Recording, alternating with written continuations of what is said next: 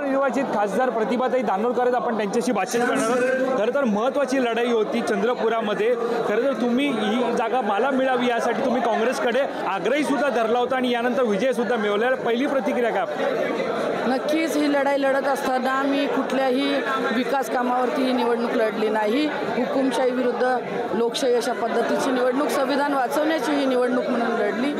आणि हे लढत असताना मागील 10 वर्षात भाजपच्या विरोधात जी जनता होती, कुठंतरी जनतेला परिवर्तन पाहिजे होतं आणि ते परिवर्तन या विजयानंतर आपल्याला दिसलं।